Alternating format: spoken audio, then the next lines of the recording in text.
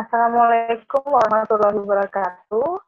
Selamat siang dan selamat datang untuk Bapak, Ibu, teman-teman serta sejawat hari ini, hari Senin tanggal 6 Juli 2020. Dan kita di acara live jumpa dokter Anda bersama IPTEK RSCM, FKUI, dan Terapi. Jumpa dokter Anda ini berjudul hari ini Berjemur Matahari, Amankah untuk Kulitmu? Bersama dengan pemateri kita yaitu Dr. Hastika Saraswati, spesialis bedah plastik, rekonstruksi, dan estetik. Untuk memulai acara siang ini adalah pembahasan dengan tema yang sangat luar biasa dan menarik sekali. Adapun jadwalnya adalah dari jam 11 sampai jam 11.05 kita opening dengan dipimpin oleh saya, Dr. Diana. Kemudian dilanjutkan dengan materi yaitu berjemur matahari, amankah untuk kulitmu, sampai pukul 11.45 oleh Dr. Hastika Saraswati, spesialis bedah plastik, rekonstruksi, dan estetik. Kemudian 11.45 sampai 11.55 kita akan memulai dengan pertanyaan yang akan dipandu oleh saya dan Dr. Hastika. Kemudian jam 12 sampai selesai kita closing. Oke, acara ini diselenggarakan bersama INAPAS, Kolegium Bedah Plastik, Rekonstruksi, dan Estetik Indonesia, dan juga Pusat Simulasi dan Keterampilan Klinis RSCM FKUI. Untuk lebih jelasnya kepada para peserta, kita akan sangat menghargai bila peserta webinar kali ini tidak mengambil gambar dari slide karena beberapa foto dan video mengandung hak cipta atau copyright. Kami juga ingin mengumumkan kalau pembicara dan moderator tidak ada kepentingan finansial dari webinar ini.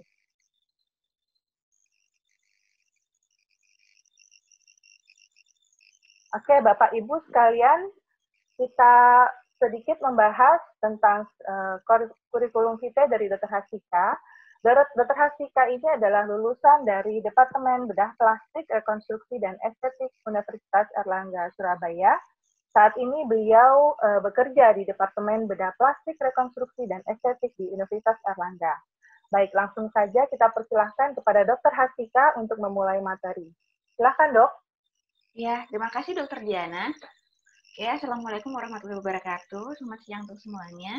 Oke, hari ini kita akan sedikit ya lebih mengetahui mengenai matahari, berjemur matahari, dan kaitannya apakah aman untuk kulit kita. Nah, di masa pandemi virus corona seperti yang saat ini, kita kan sudah dianjurkan untuk berjemur ya, lebih rajin berjemur dalam upaya untuk meningkatkan vitamin D sehingga meningkatkan imunitas tubuh.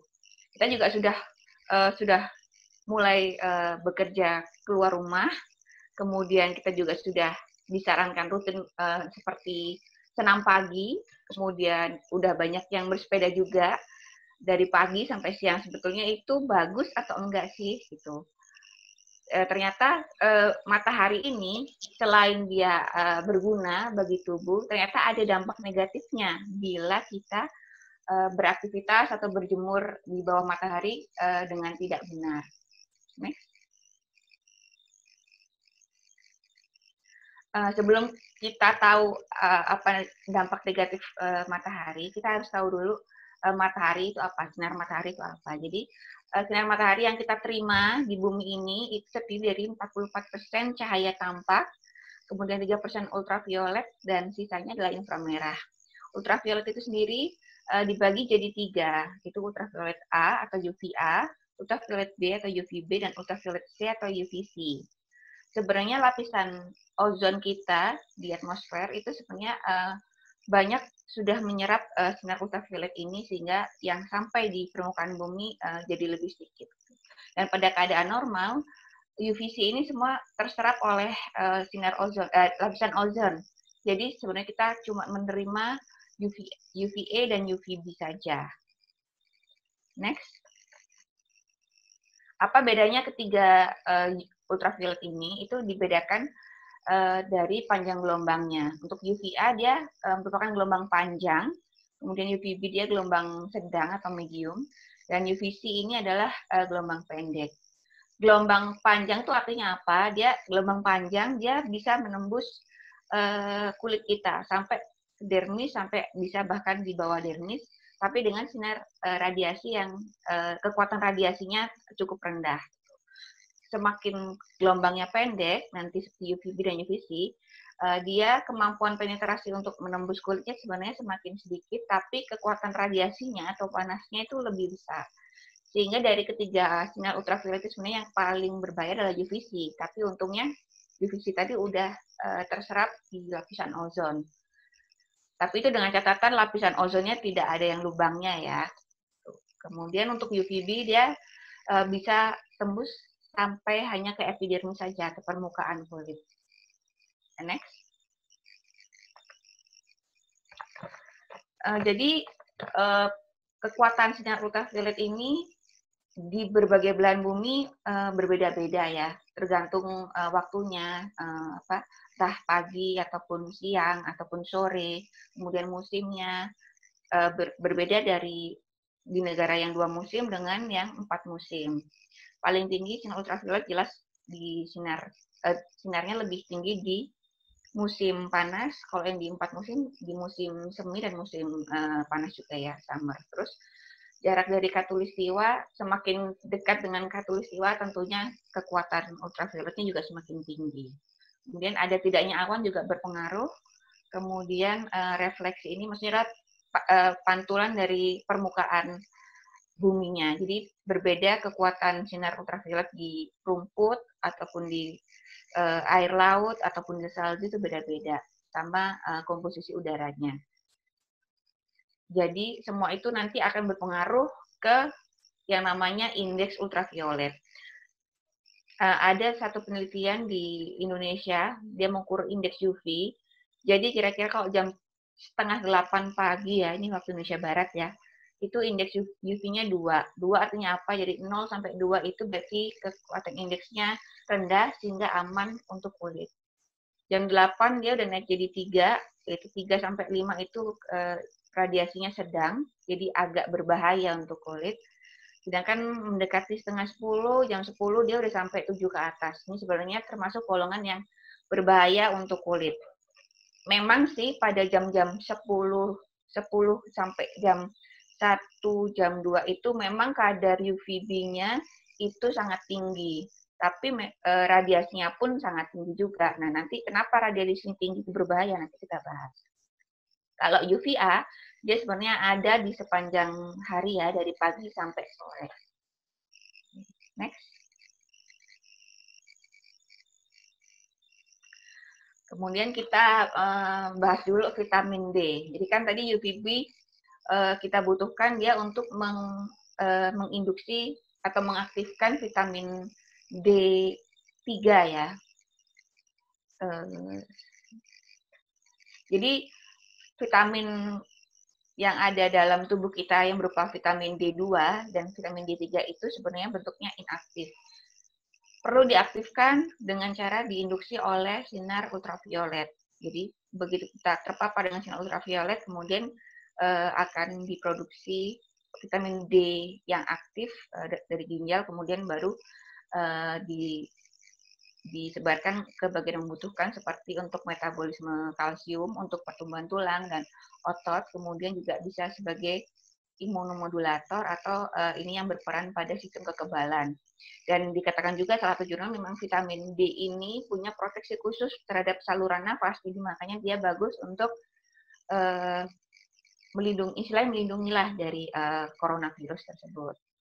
Kalau vitamin D2 juga bisa didapatkan dari sumber makanan seperti buah-buahan, jeruk, stroberi, tomat, brokoli, sayuran hijau, kemudian dari ikan, telur, susu, dan produk olahan susu. Next.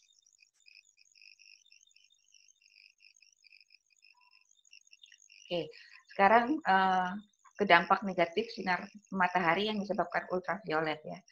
Jadi seperti yang saya bilang tadi, UVA dan UVB itu yang kita terima dua-duanya dapat mengakibatkan hal negatif untuk kulit. Yang untuk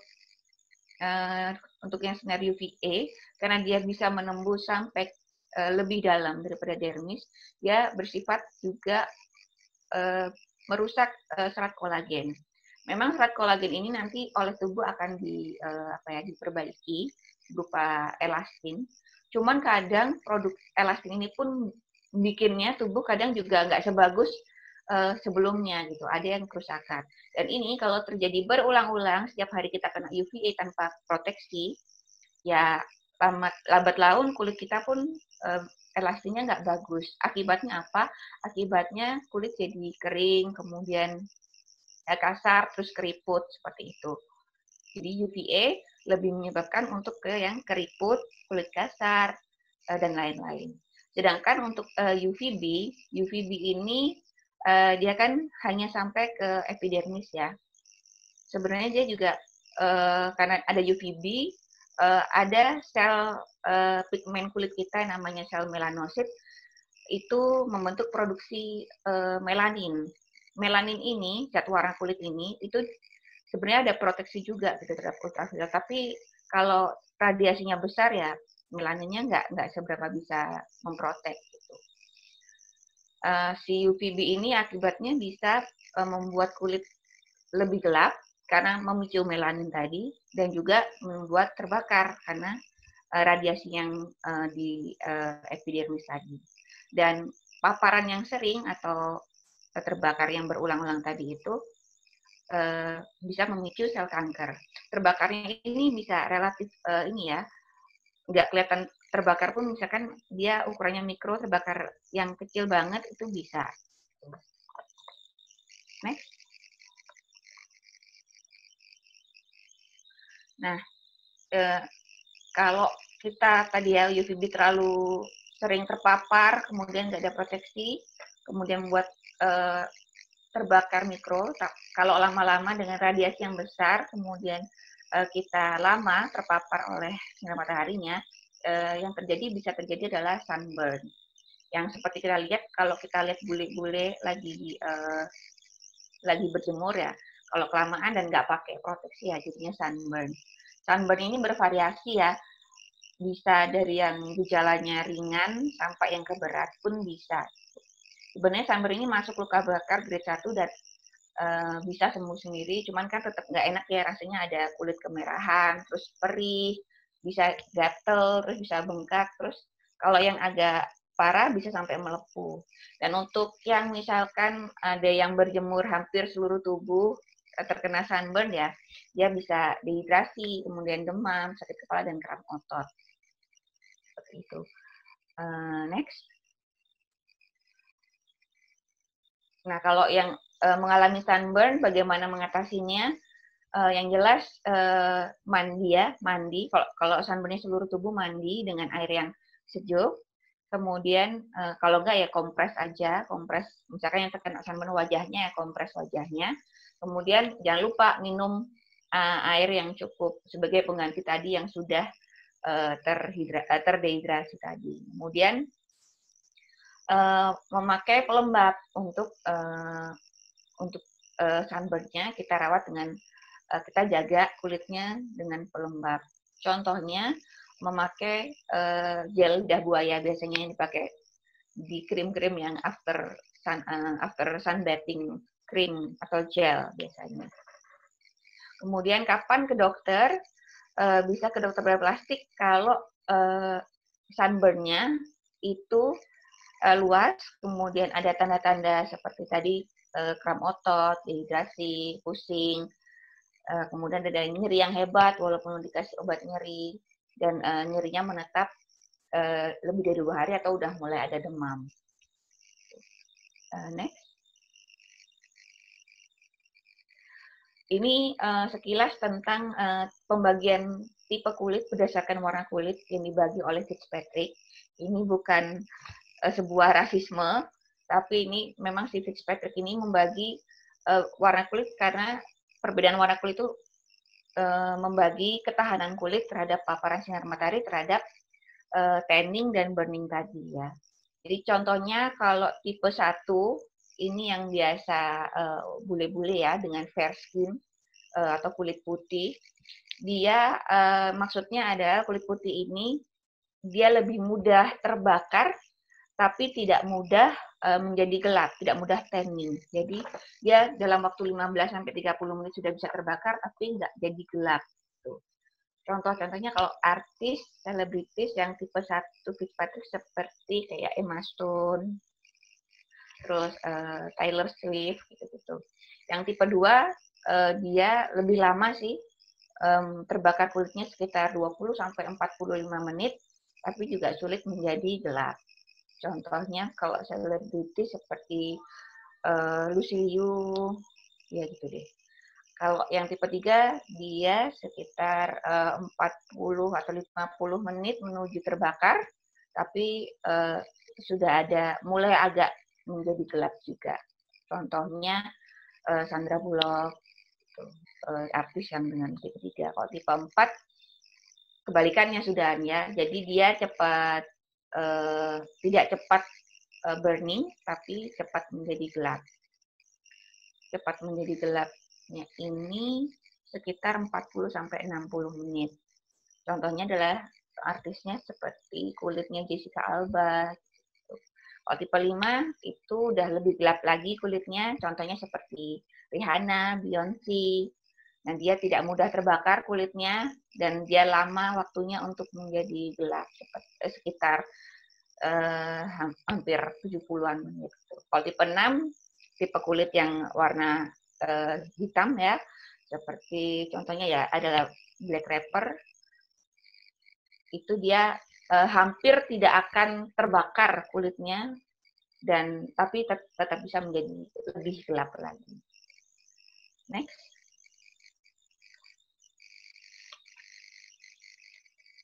Selain sunburn, apalagi dampak negatif dari UV tadi, ini yang merupakan yang menurut saya lebih gawat ya, yaitu kanker kulit itu. Walaupun kanker kulit ini nggak serta-merta langsung ya, nggak serta-merta kena paparan tiap hari kemudian kanker kulit, tuh enggak. Ada proses waktu yang bertahun-tahun, misalnya 5 tahunan, 10 tahunan, baru timbul kanker kulit. Gitu. Kanker kulit ini merupakan adalah pertumbuhan abnormal sel kulit. Ya, karena itu tadi karena paparan kronis dari UV dan kemudian selnya beregenerasi tapi kurang bagus ininya perbaikannya sehingga menjadi abnormal lama-kelamaan. Seringnya kanker kulit ini ditemukan pada daerah yang terpapar sinar matahari seperti wajah, lengan, dan tungkai yang buat bekerja biasanya. Penyebabnya otomatis karena paparan tadi memicu adanya mutasi DNA dari kulit kita. Next. Faktor resikonya adalah tentu aja ya bagi seseorang yang punya riwayat kanker kulit sebelumnya atau di keluarga punya riwayat dengan kanker kulit. Kemudian kulit putih seperti tadi tipe Fitzpatrick 1-2 lebih rentan terkena kanker kulit daripada yang Fitzpatrick tipe 6 atau 5. Kemudian ada tai lalat itu. Tai lalat ini kalau kita lihat banyak kan yang ada yang tai lalatnya banyak, ada yang sedikit. Yang banyak tai lalat itu pun kita harus lebih berhati-hati terhadap UV gitu. Karena dari tai lalatnya kadang bisa berkembang jadi kanker kulit. Kemudian pada orang-orang dengan sistem kekebalan tubuh rendah seperti yang misalkan memiliki HIV/AIDS juga mempunyai kerentanan mendapatkan kanker kulit lebih besar. Dan kemudian juga adanya penyakit kulit seperti psoriasis ataupun lesi-lesi prekanker lainnya. Dan kemudian juga paparan kimia dan radioterapi pun memicu kanker kulit juga. Next.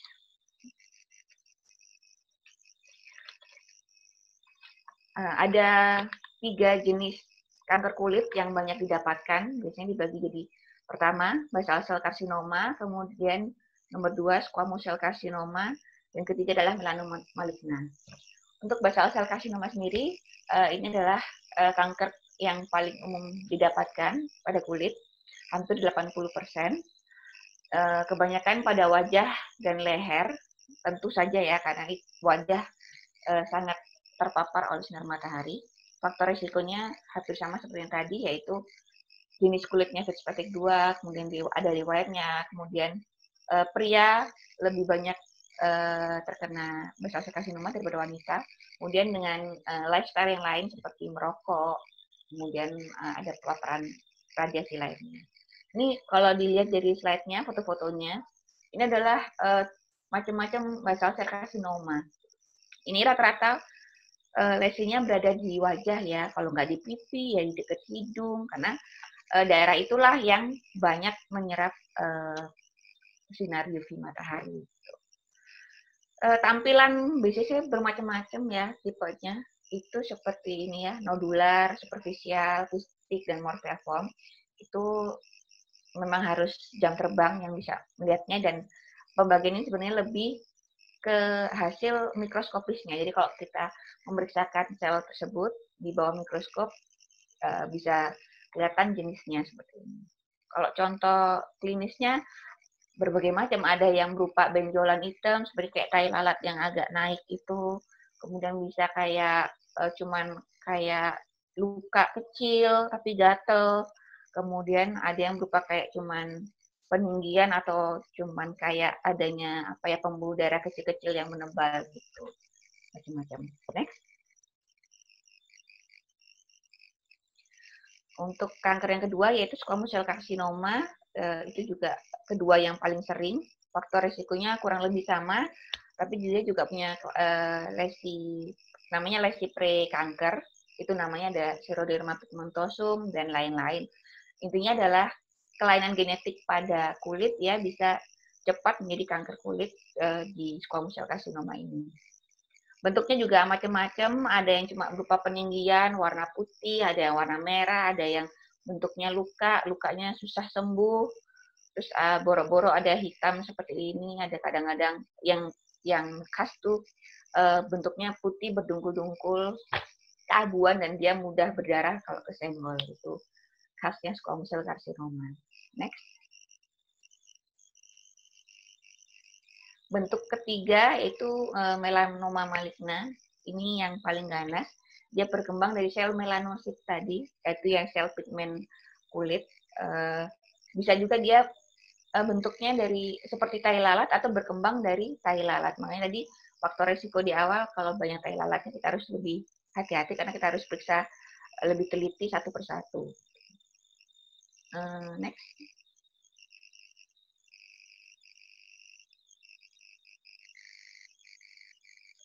Melanoma maligna juga dibagi jadi beberapa subgrup ya. Ada yang namanya superficial spreading, ada yang nodular, ada yang namanya lentigo maligna, dan ada acral lentiginus. Ini berpengaruh nanti pada bagaimana terapinya. Jadi nanti misalkan kita mau memeriksakan ada sebuah lesi coklatan gitu ya, atau seperti tai lalat, tapi dia kok berkembang, selain kita harus periksa namanya biopsi di tumor itu, kalau memang benar dia melanoma maligna, kita harus periksa yang lainnya lengkap ya, seperti dari pemeriksaan darah, kemudian pemeriksaan radiologis seperti CT scan atau ronsen, itu untuk mencari persebarannya. Karena untuk melanoma maligna ini dia sangat bisa menyebar. Menyebarnya bisa ke organ lain, bisa ke paru, ke ginjal, dan ke lain-lain. Next.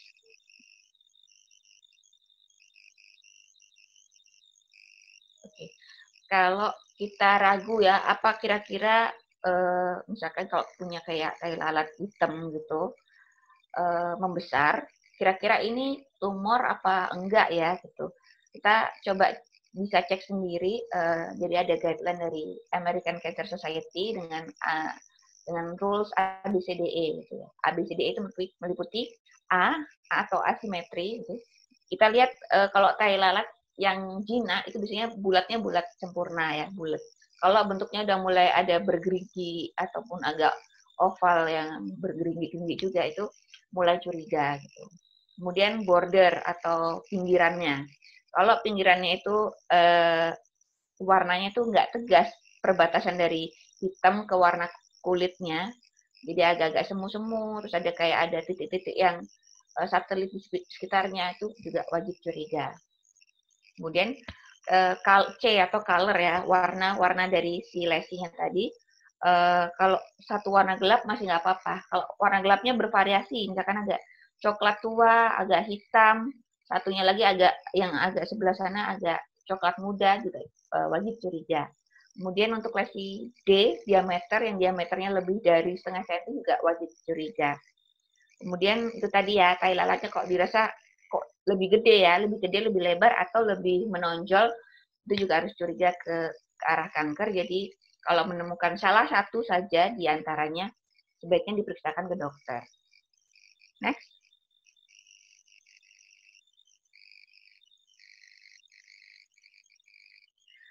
Untuk terapi dari kanker kulit sendiri, itu bermacam-macam tergantung jenisnya tadi dan berapa besarnya. Kalau cuma kecil, baru lesi awal, mungkin bisa pakai topikal. Topikal itu sesuatu yang dioles ya. Biasanya ada yang berupa krim, ada yang namanya Infumod cream, bisa dipakai. Kalau masih kecil sekali, kurang dari 1 cm dan tipis, dan belum ada penyebaran, bisa dipakai. Terus modalitas yang lain adalah pakai krioterapi, menggunakan nitrogen cair, bisa juga kuretase, dan juga bisa pakai coater. Tapi kalau udah besar, menggerowong, masuk melebihi kulit, jadi bisa sampai ada yang sampai tulang, sampai otot ya, kita harus operasi, ambil buang semuanya. Kalau ada defek luas yang perlu ditutup, ya kita tutup biasanya dengan menggunakan flap. Itulah kerjaannya bedah plastik. Itu. Kemudian untuk terapi tambahannya seperti BCC bisa dengan radioterapi. Kalau yang SCC dan melanoma maligne bisa dengan kemoterapi. Next.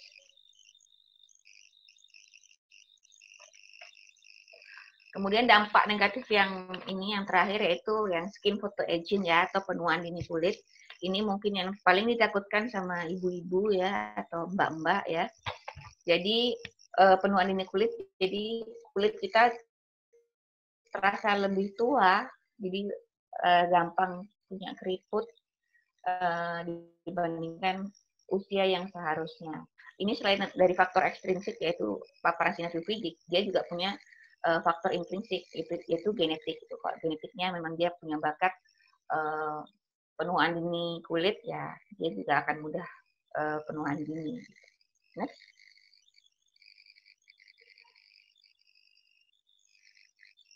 Jadi penuaan dini itu gimana sih? Gitu. Sebenarnya terbagi jadi kerutan atau keriput, kemudian perubahan warna atau perubahan pigmen, dan adanya tumor. Tumornya bisa tumor kecil-kecil, ini tumor sinapsis soalnya. Jadi kalau udah mulai dapatkan ada keriput, perubahan warnanya seperti bisa hitaman, flek kehitaman, ataupun ada pembuluh darah kecil-kecil, itu biasanya itu juga bisa tanda penuaan dini. Terus tumornya bisa kayak skin tag, bisa kayak ada komedo atau milia, itu juga tanda-tanda penuaan dini kulit. Next.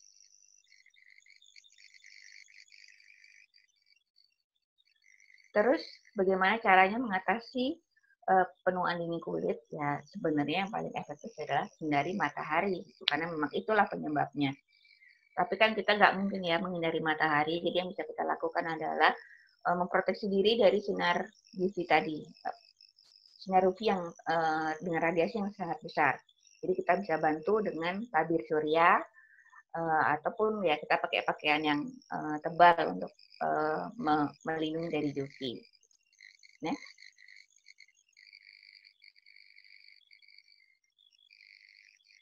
Kemudian ya untuk mengurangi percepatan penuaan dini kulit tadi, ya kita harus menerapkan gaya hidup yang sehat gitu. Contohnya ya dengan tidak mengonsumsi alkohol, kemudian tidak merokok, tidur yang cukup, kemudian makanannya harus yang bergizi. Makanan yang bergizi artinya yang banyak mengandung vitamin atau antioksidan dari entah buah-buahan, sayuran, protein, ataupun dari jenis kacang-kacangan, atau bisa kita bilangnya green atau legum atau seeds gitu. Dan bisa ditambahkan dengan suplemen antioksidan, contohnya yang lagi populer ya astaxanthin ataupun coenzim Q10 ataupun yang lainnya juga bisa. Next. Oke, terus penanganan lainnya gimana untuk penuaan kulit ya tentu saja adalah peremajaan kulit, facial, macam-macam mau dari chemical peeling atau cuma mau pakai krim retinoin aja atau mau dermabrasi.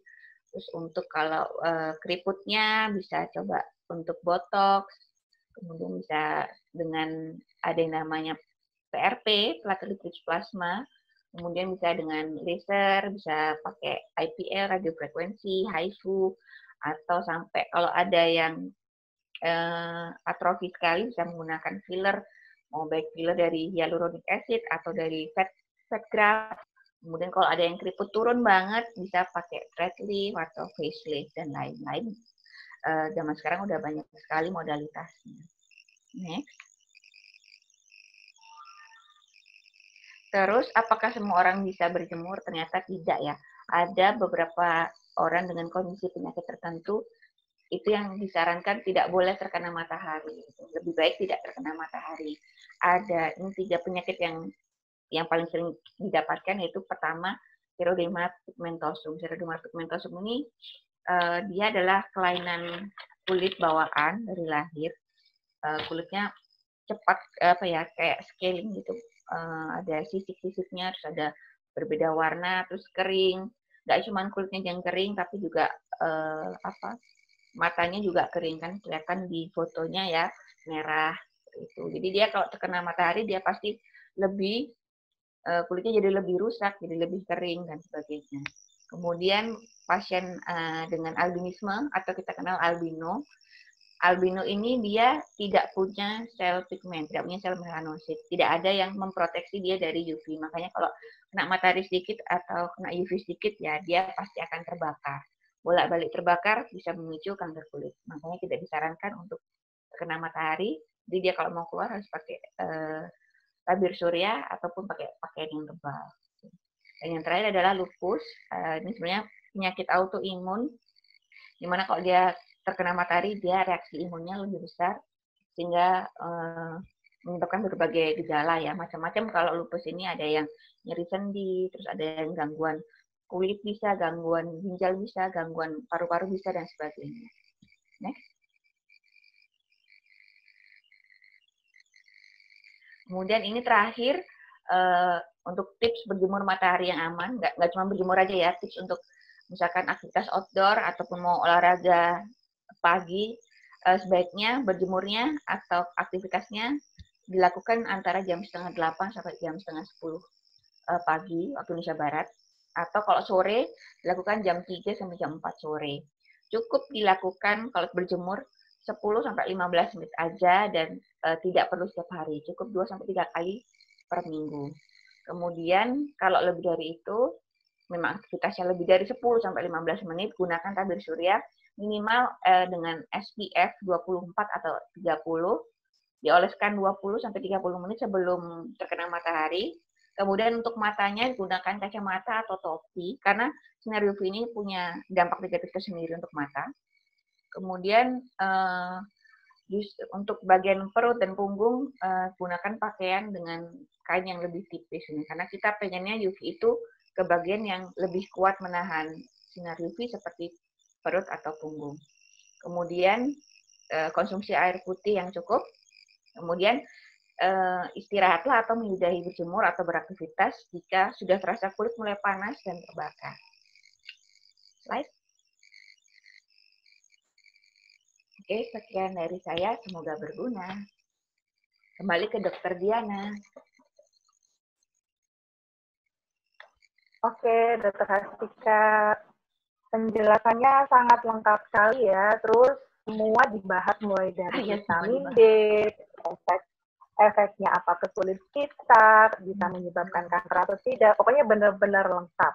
Sehingga kalau saya mau nanya lagi, kayaknya sudah semua ada di slide ya, Dok. Tapi para peserta boleh bertanya, bisa meninggalkan pertanyaan di kolom chat, atau misalnya pengen ngobrol langsung sama Dr. Hastika atau nanya langsung ke Dr. Hastika, boleh ya, Dok? Kita kasih kesempatan atau kita kasih speakernya ke peserta yang dengan menggunakan raise hand di aplikasi Zoom-nya. Kemudian nanti ini sudah ada beberapa pertanyaan yang mungkin bisa kita baca ya dok. Yang pertama ini dari Dr. Aristri Prasetyo. Dok, bagaimana pemilihan sunblock yang baik, krim, lotion, atau sunstick ya dok? Ini sangat lengkap. Oh iya, jadi pemilihan tabir surya ya, itu pertama kita sesuaikan dengan kebutuhan kita. Kalau memang cuma mau beraktivitas sekitar seperti tadi 10-15 menit dengan SPF yang rendah pun bisa seperti 24 atau 30. Tapi kalau kira-kira mau beraktivitas agak lama kayak di pantai, bermain di pantai ataupun bersepeda, butuh yang lebih besar seperti SPF-nya 50 atau kalau ada yang lebih besar bisa dipakai itu. Atau kalau mau kalau cuma punya SPF yang rendah, misalkan SPF 30, berarti harus sering diulang pemakaiannya. SPF 30 itu berarti dia maksudnya rasionya dia bisa 30 kali lebih lama melindungi daripada yang nggak pakai SPF. Jadi kira-kira paling itu cuma bisa setengah jam sampai 1 jam lah kekuatan yang benar-benar dia bisa melindungi. Jadi kalau mau beraktivitas lebih lama daripada itu ya oleskan lagi. Gitu. Kalau bentuknya ada yang stick, krim, ada yang spray, itu sebetulnya lebih enak sebetulnya krim, karena krim bisa sampai menyerap ke dalam ya. Jadi proteksinya lebih ke dalam kok. Spray kadang-kadang cuma bisa dia di permukaan aja dan kadang nggak rata sehingga masih bisa ada UV yang tembus ke kulit. Itu sih. Oke. Berarti sebenarnya intinya tuh kalau kita pengen berjemur tujuannya untuk mendapatkan vitamin D kan nggak perlu pakai sunblock atau sunscreen dulu ya dok ya. Jadi 10-15 menit kita tidak perlu pakai sunblock. Tapi kalau kita beraktivitas di luar, kita butuh waktu yang lebih lama terkena sinar matahari, langsung diaplikasikan ketika sudah melewati waktu 10-15 menit gitu ya dok ya? Ya, karena berjemur kan sebetulnya cuma butuh 10-15 menit aja. Ya. Terus yang saya tahu juga, sunblock itu dia menangkal UVA dan UVB. Jadi kalau kita pakai ketika dengan tujuan berjemur mendapatkan vitamin D, jadinya efek mendapatkan vitamin D-nya nggak dapat karena dengan memakai sunblock bisa tidak masuk tuh UVB-nya yang kita butuhkan. Ya. Tapi kalau sunscreen itu ada dok yang dia isinya itu hanya menangkal UVA saja, jadi bisa masuk UVB, tapi harus dibaca juga gitu. Ya, saya pernah tahu juga ada produk seperti itu. Jadi kembali dilihat aja produknya, dia menghalangi UV yang mana, kemudian berapa kekuatannya. Ya. Oke dok, kayaknya udah jelas ya dok yang jawab pertanyaan pertama. Kita lanjut nih, ada beberapa pertanyaan banyak banget. Yang kedua dari Putri, Dokter Putri ya ini mungkin ya. Izin tanya dok, jika berjemur dilakukan setiap hari, apakah tubuh akan kelebihan vitamin D? Karena tadi kan tidak disarankan dan hanya diperbolehkan 2-3 kali seminggu dok. Gimana dok? Iya, terima kasih untuk Dokter Putri. Kalau dilakukan setiap hari sih sebetulnya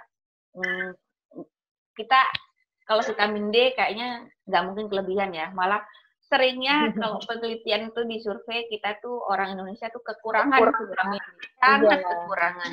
Jadi kalau mau booster imun dengan setiap hari sih sebenarnya nggak apa-apa. Cuman tadi kalau tanpa proteksi yang betul, jadi udah setiap hari, kemudian sekali berjemur lama banget, terus panas banget ya, efek sampingnya ke depannya itu loh yang dia bisa sunburn, bisa kanker kulit juga semakin besar. Jadi kalau memang mau tiap hari lakukanlah dengan benar.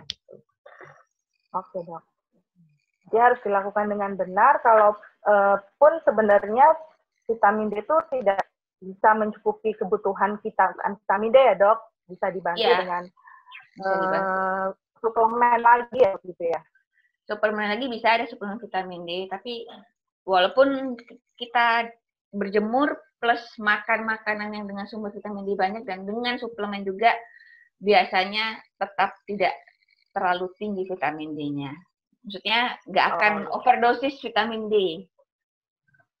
Nggak akan ya dok ya? Ya. Oke deh dok. Sekarang yang berikutnya dok, pertanyaannya, ya ini sebenarnya ada waktu awal-awal pandemi nih, ada 2 kubu dok. Benar nggak sih kita berjemur tuh di bawah jam 10? Benar nggak sih kita harusnya berjemur di atas jam 10? Nah ini banyak masih ada yang bertanya Oh gitu, ya, kan jadi pertengkaran di grup ibu-ibu gitu dok. Jadi yang baik yang gimana nih?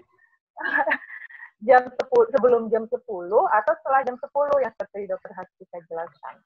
Oh ya. Jadi emang ada beberapa, kalau lihat literasi di internet juga, itu ada yang menyarankan di atas jam 10 itu karena dia mengejar paparan UVB yang besar gitu. Memang UVB ini banyak-banyaknya di atas jam 10 ya. Jadi dari jam 10 sampai sekitar jam 1 atau jam 2 itu dia besar. Kan kita pengennya UVB-nya banyak, kemudian mengindus vitamin D-nya juga banyak, kemudian imunnya juga jadi lebih bagus. Tapi jangan lupa, dari paparan UVB yang besar tadi, radiasinya pun ikut besar. Gitu.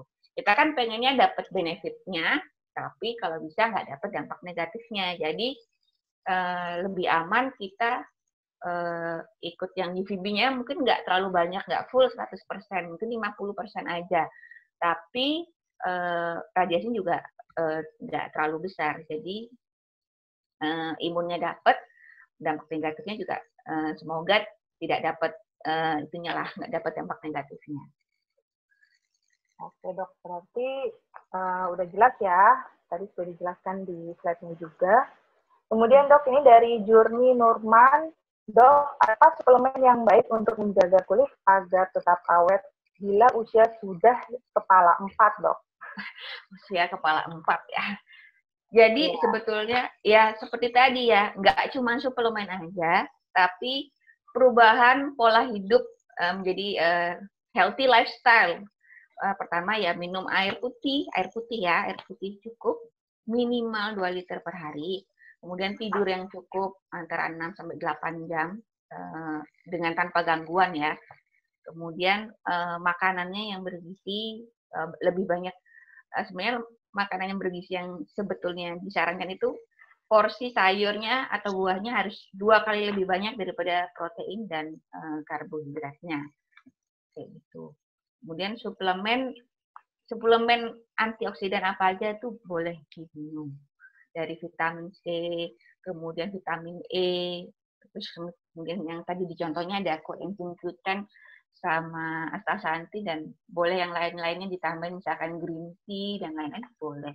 Cuman yang paling berperan adalah lifestyle, karena itu yang harus setiap hari dilakukan dan berulang-ulang. Nggak boleh cuma suplemen atau makan bergizi cuma sekali dalam seminggu terus berharapnya kulitnya bagus, itu ya kurang lah. Ya, jadi itu sebenarnya kita harus menjaga mulai dari muda gitu ya dok ya, supaya kulit kita bisa tetap awet, tidak gampang muncul kerutan, itu mulai dari muda. Iya, jadi ya pakai kacamata kalau memang sering terpapar matahari atau sunblock, ya, menghindari. Jadi juga semua olahraga juga penting ya dok. Jadi olahraga penting. Menjaga dari muda sehingga ketika usianya sudah usia 40-an masih terlihat seperti usia 39 gitu ya dok. Bisa. Dan juga tabir surya itu sedini mungkin pun harus dipakai gitu. Kalau saya kebetulan dari saya remaja pun sudah disuruh pakai sunblock. Walaupun nggak ada gangguan, nggak ketahanan bagus, mungkin tetap harus sunblock dari muda sekali. Kalaupun sudah usia 40-an tetap ada kerutan, terus gimana dok? Kita ke dokter bedah plastik aja ya dok, gitu kan? Ya, boleh. Oke dok, ini lagi ada dokter Yudi Kusuma. Bagaimana reapply yang maksimal dok? Ini mungkin untuk maksudnya sunblocknya kali ya. Apakah wajib bersihkan wajah lagi atau langsung aja reapply dok? Ya, untuk reapply sunblock sebetulnya ini sih memang agak merepotkan ya. Kalau untuk laki-laki mungkin ya bisa gampang ya, pakai bersihin air sedikit, diandukin, terus pakai lagi tuh gampang. Kalau ibu-ibu yang udah total pakai make up-nya dari make up primer, ada foundation dan lain-lain, kayak agak susah nih, makanya yang agak agak tricky gitu. Bisa dicoba sih pakai reapply sunblock spray itu. Cuman itu juga kadang nggak rata dan nggak maksimal lah, tapi itu mendingan lah dengan daripada tidak sama sekali ya dok. Daripada tidak sama sekali. Oke. Jadi reply harus, dan kalau bisa semaksimal mungkin setiap berapa jam tadi dok? 2-3 jam? Tergantung SPF-nya. Kalau 30, Oh, tergantung SPF. 30 ya bisa 1 jam. Kalau 50 bisa 2-3 jam baru dioles ulang. Oke. Kemudian selanjutnya dok, dari Dr. Magdalena Sutanto. Jika tidak pernah berjemur karena kesibukan pagi, tapi tiap siang keluar nih dok, memakai sepeda motor 30 menit, itu gimana dok? Kalau siang-siang sepeda motor nggak pakai sunblock, sisi positifnya kita dapat UVB. Kita dapat UVB yang untuk kesehatan, tapi ya itu tadi radiasinya juga ada. Gitu. Jadi jangan kaget kalau kemudian kita nanti dapat penuaan dini. Karena jadi sering tuh pasien-pasien sering kalau konsul-konsul, dok ini mulai ada flek hitam, dok ini mulai ada ini. Terus kan saya pertanyaan pertama, pakai sunblock nggak kalau keluar? Enggak. Ya sudah gitu. Jadi nggak usah heran gitu ya kalau kita muncul usia 20-30-an awal muncul flek, dok saya fleknya gampang sekali keluar ya, pertanyaannya pakai sunblock nggak gitu kan? Kemudian ya itu tadi pakai suplemen ada suplemen kesehatan atau gimana enggak. Kalau emang nggak dilakukan semua ya sudah. Tapi ya kalau udah keluarga gitu ya berarti harus merelakan diri untuk skin rejuvenation. Ya. Berarti juga harus ada tahapan skincare atau kemudian juga melakukan tindakan-tindakan untuk mengurangi flek-flek tadi ya dok? Iya. Oke dok, selanjutnya ya dok, ini makin banyak makin siang nih dok. Izin bertanya dok. Iya, izin. Maaf, bentar. Selamat siang, izin bertanya, apakah jika tidak kena sinar matahari karena sering aktivitas di dalam ruangan, apakah bisa diganti dengan yang lain dok selain suplemen? Maksudnya yang bisa diganti tidak kena sinar matahari karena di dalam ruangan. Iya. Suplemen kayak tadi misalkan mau mengejar vitamin D ya, suplemen vitamin D sebenarnya ada, tapi kadarnya sangat-sangat rendah juga gitu loh. Walaupun kita minum setiap hari, kemudian kita makan makanan yang mengandung vitamin D, pasti tetap kurang. Jadi sebaiknya memang sempatkan sebentar saja untuk berjemur. Cukup 10-15 menit. 10-15 menit ya, kalau lagi kerja gitu, izin sebentar ke bosnya atau ke atasannya, keluar sebentar aja, 10 menit aja gitu. Terus, boleh, bilang aja pura-pura mau ngambil kunci di mobil di parkiran, bos. Gitu. Atau mindahin motor ya dok? Oh iya, atau mindahin motor, bentar aja Pak. Boleh. Oke, selanjutnya dok, ini dari Diana. Oh dok, Diana. Ya, Diana Nur Fitri tapi di dok, bukan saya dok. Dok, ciri-ciri bercak yang mengarah ke kanker kulit itu seperti apa ya dok, terutama di wajah lansia dok? Bercak yang mengarah ke kanker ya, yang seperti saya bahas tadi, yang rules ABCDE, dari A-nya asimetri, jadi bercak kecoklatannya itu bentuknya tidak rata gitu, jadi oval bukan, persegi bukan, bulat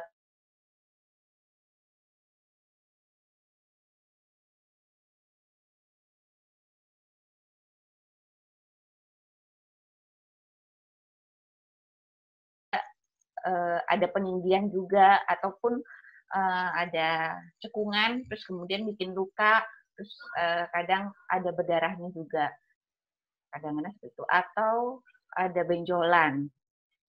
Benjolan, oke. Berarti harus pada usia lansia benar-benar harus diperhatikan ya, jangan dianggap sepele ya dok kalau ada sesuatu yang muncul tidak biasa di wajah maupun di kulit bagian tubuh lainnya yang memang sering terpapar matahari. Oke dok, selanjutnya ini masih ada sekitar 50 pertanyaan dok. Banyak ya. Dari Muhammad Taufik. Izin bertanya dok, bagaimana aturan berjemur untuk bayi yang kulitnya masih tipis? Apakah ada perbedaan lama atau jam untuk berjemurnya? Ya, ini pertanyaan yang sering juga nih ya.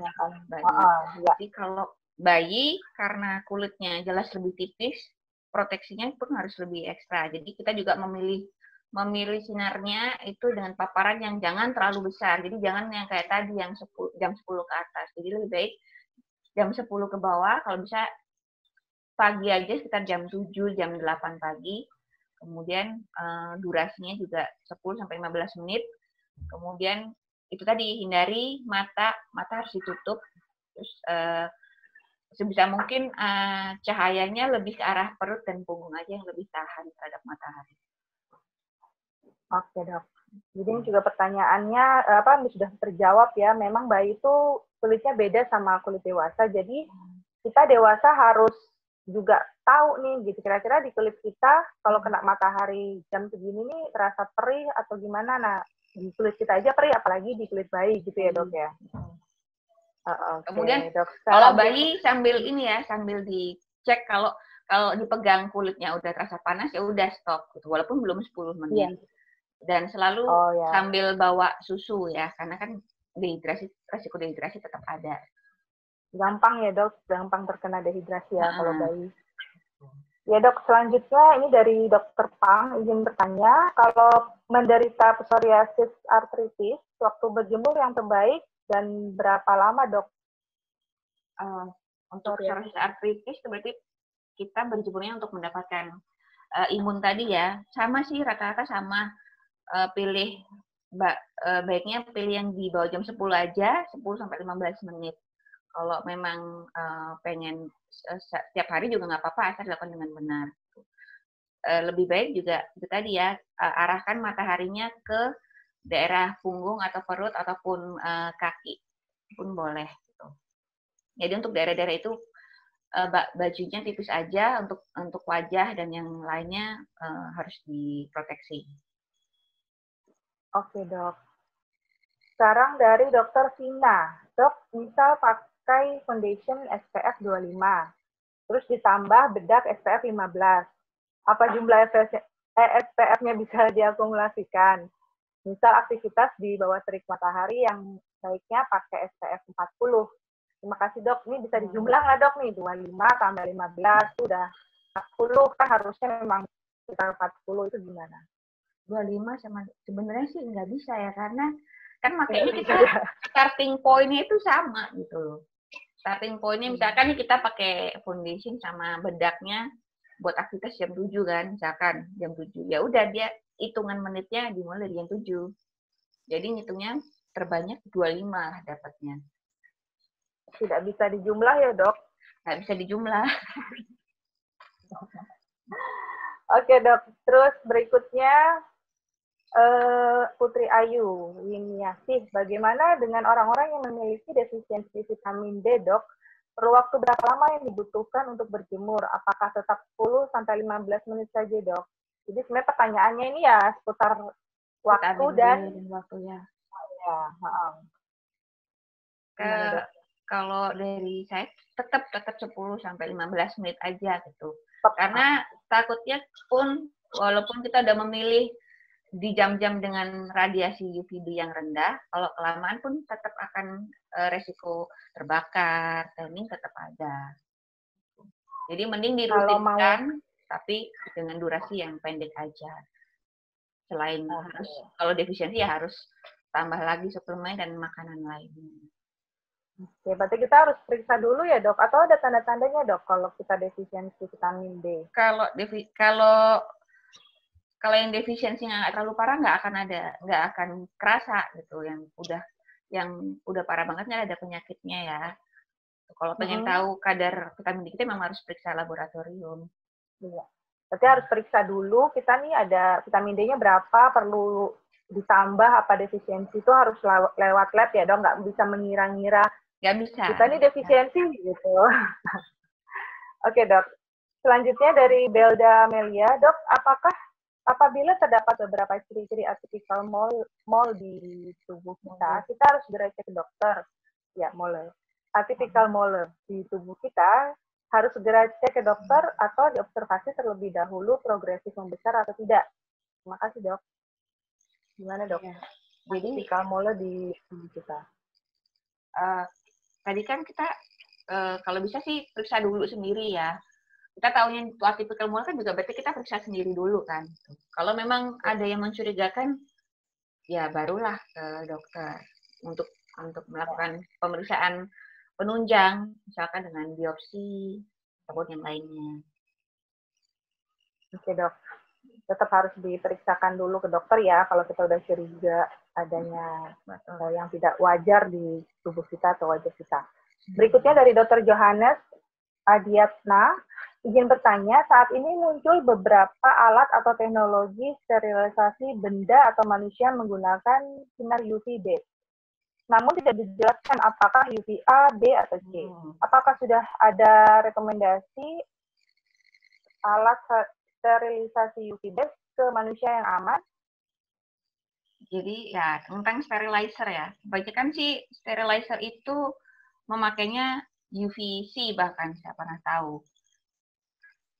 Kalau untuk yang aman untuk manusia sebenarnya nggak ada. Gitu. Tapi dia kan pasti biasanya alat sterilizer itu dia bekerja atau lampu UV-nya itu bekerja kalau dalam posisi tertutup.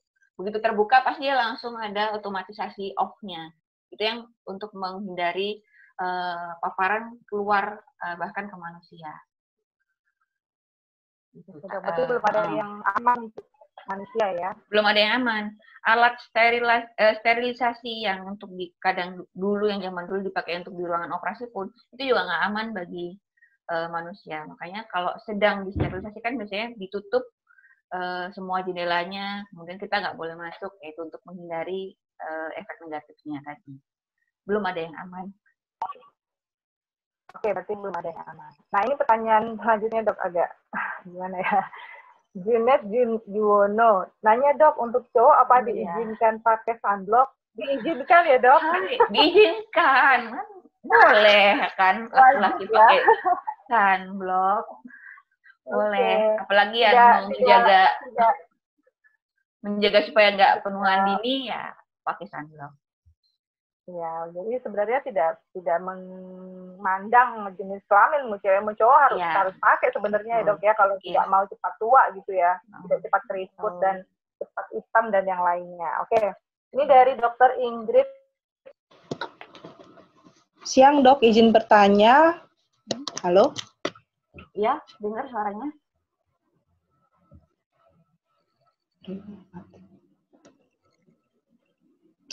Halo? Iya, dengar Dokter Diana. Iya.